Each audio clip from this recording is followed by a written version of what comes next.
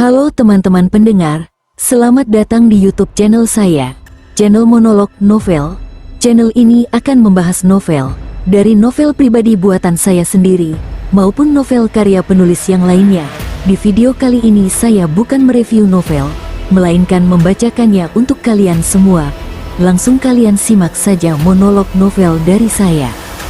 Ini adalah sebuah monolog dari novel karya saya sendiri. Novel dengan judul Pemuda Sakti Penakluk Mustika.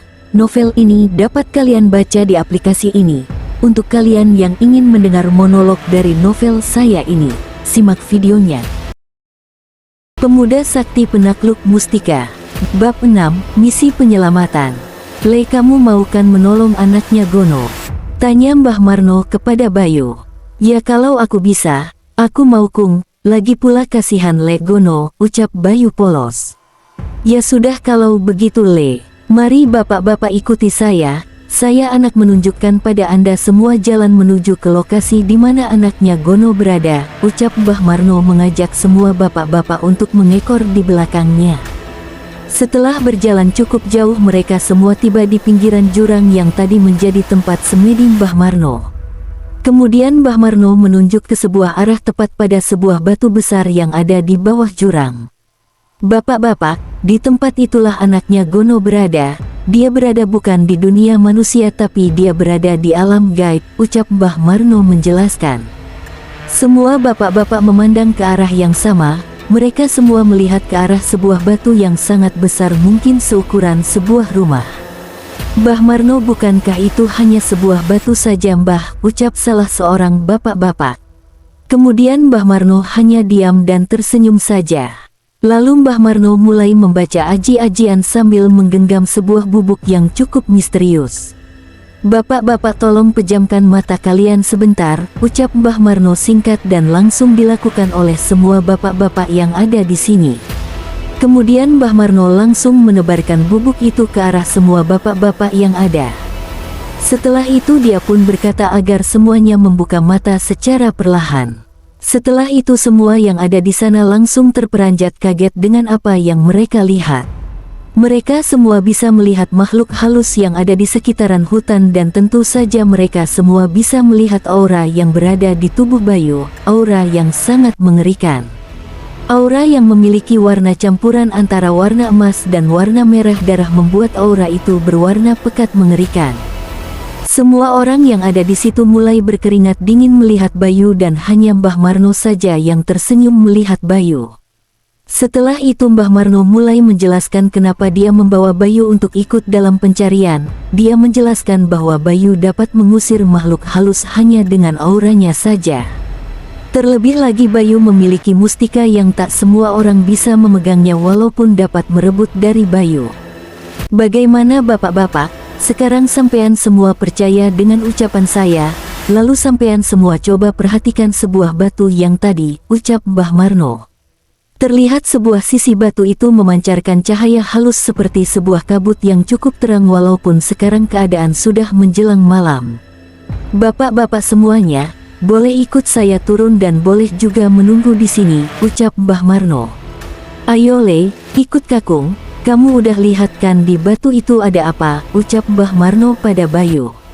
Tapi Bayu sedikit takut kung, ucap Bayu yang memang benar dia kini merasa takut melihat tempat yang akan dia tuju.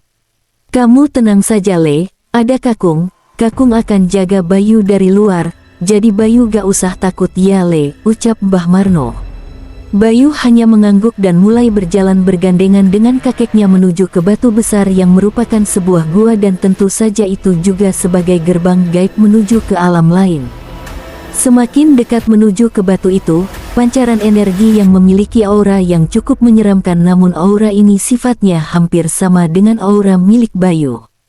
Ketika sudah berada di depan gua, Bayu menoleh ke arah kakeknya sambil menelan ludah ngeri.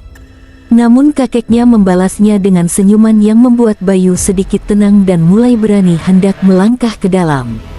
Gak apa-apa Le, kamu yakin saja sama diri kamu sendiri, kakung akan menjagamu dari sini, ucap Mbah Marno. Perlahan Bayu masuk dengan sedikit gemetar dan was-was sambil terus menoleh ke belakang melihat kakeknya. Ketika Bayu sudah masuk dan dia menuju ke arah gerbang cahaya berwarna putih, dia berhenti sejenak karena gerbang cahaya itu seperti bersinergi dengan auranya. Bayu pun mengangkat tangannya menengadah seperti orang yang sedang meminta-minta, kemudian cahaya itu perlahan mengelilingi tangannya dan menariknya masuk ke dalam. Ketika ditarik, Bayu mencoba teriak namun tiba-tiba dia sudah masuk ke dalam gerbang cahaya itu. Kini Bayu berada di tempat yang sangat aneh. Tempat itu seperti hutan biasa namun tak terlalu gelap dan tak terlalu terang, dan juga langit di tempat itu tak nampak sama sekali tertutup awan tebal. Di tempat ini Bayu tak merasakan adanya makhluk hidup, sangat sunyi dan lembab sekali, membuat Bayu mulai merinding takut. Namun ketika Bayu mulai merasa takut, aura kemasan mulai menyelimuti tubuhnya membuat tubuh Bayu terasa hangat dan berenergi. Rasa takut yang tadinya Bayu rasakan, kini perlahan mulai menghilang. Bayu pun mulai melangkah ke depan mencari keberadaan Lisa. Bayu berjalan sambil terus memanggil nama Lisa dengan pelan.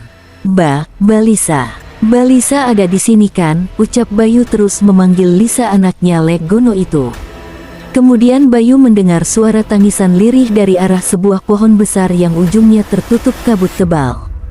Bayu pun langsung melangkah menuju sumber suara yang dia dengar itu, perlahan dia berjalan sambil terus memperhatikan sekitar. Kemudian dia melihat di pohon besar itu ada sebuah cekungan atau lubang di bawah pohon. Dia melihat seorang anak perempuan duduk tersimpuh memeluk lututnya sambil menangis pilu dengan suara yang sudah mulai serak. Ketika Bayu ingin mendekat, tiba-tiba dia dihalangi oleh sesosok wanita berbaju putih dengan tubuh yang sangat besar dan rambut yang sangat panjang hingga menyentuh tanah membuat Bayu kaget melihatnya. Mau apa kau anak kecil, ucap sosok itu, aku tak menyangka akan didatangi anak kecil sepertimu, mari sini nak, akan ku serap energimu, ucap sosok itu lagi. Kemudian Bayu hanya diam saja karena dia sangat takut dan tak tahu apa yang harus dia lakukan untuk menghadapi sosok makhluk halus ini. Namun ketika makhluk halus ini mendekat ke arah Bayu, tiba-tiba tangan kanan Bayu mulai memancarkan sinar yang sangat terang membuat makhluk itu sedikit gemetar.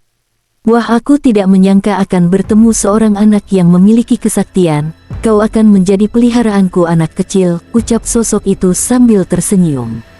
Tiba-tiba sinar yang muncul dari tangan Bayu semakin terang hingga menghalangi penglihatan Bayu. Tanpa sepengetahuan Bayu, muncullah sesosok perempuan mengenakan pakaian serba merah dengan selendang panjang yang terbang mengelilingi tubuhnya. Sosok wanita itu menyerang makhluk yang ingin mendekat ke arah Bayu dengan selendangnya. Plak, seketika makhluk halus itu langsung hancur menjadi debu. Setelah makhluk halus itu hancur, sosok wanita cantik itu kembali bergabung dan menghilang bersamaan dengan redupnya cahaya dari tangan kanan Bayu. Bayu pun kaget mendapati makhluk yang tadi ingin mengganggunya menghilang tiba-tiba. Tanpa berpikir panjang, Bayu langsung berjalan menuju ke arah tangisan tadi yang kini sudah mulai berhenti. Anak perempuan itu menoleh ke arah Bayu dengan wajah sayu dan lemas. Bayu, teriak anak perempuan itu melihat Bayu mendekat ke arahnya. Mbak Lisa, alhamdulillah mbak gak apa-apa, ayo mbak kita pulang, ucap Bayu dan dia mendekat ke arah anak perempuan itu untuk meraih tangannya. Ketika mereka berdua sudah berpegangan tangan, Bayu mulai menarik perlahan agar anak perempuan itu keluar dari lubang yang ada di pohon itu.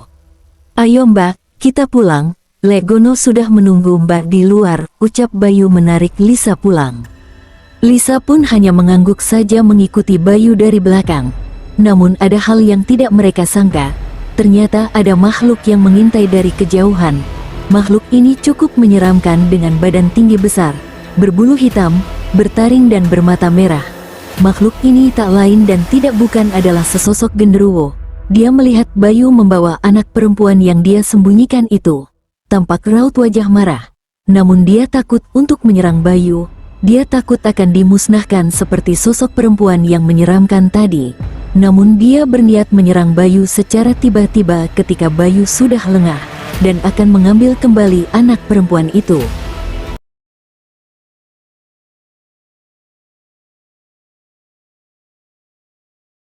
Terima kasih telah mendengar monolog dari saya. Jangan lupa terus dengarkan monolog saya di video-video selanjutnya.